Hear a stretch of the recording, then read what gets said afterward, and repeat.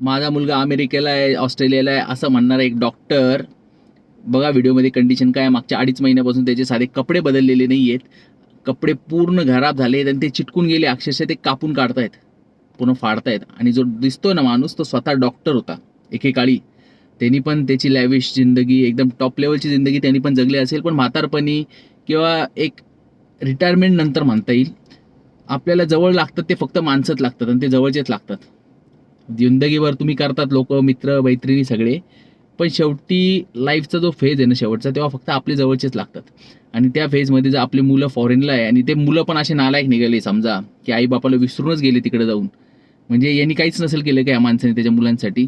चांगले मुलं भरपूर आहेत, चांगले उदाहरण माझ्या डोळ्यासमोर भरपूर आहेत, की ते फॉरेनला राहतात पण इकडे आई बापाला जीव पण लावतात.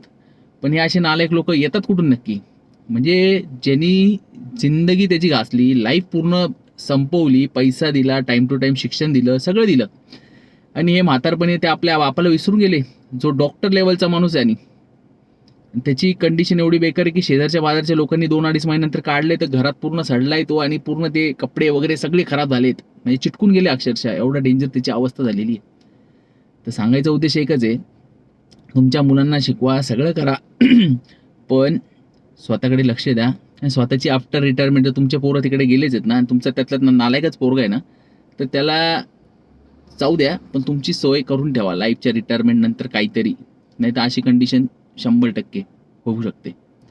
बाकी पैसा असेल तर थोडा जपून पण ठेवा, सगळ्यात त्याला देऊन नका मोकळं होऊ. बाकी तुम्हाला काय वाटतं या व्हिडिओबद्दल ते तुम्ही कमेंटमध्ये करून सांगा. आणि हा व्हिडिओ त्यांना शेअर करा ज्यांना याची गरज असेल. धन्यवाद.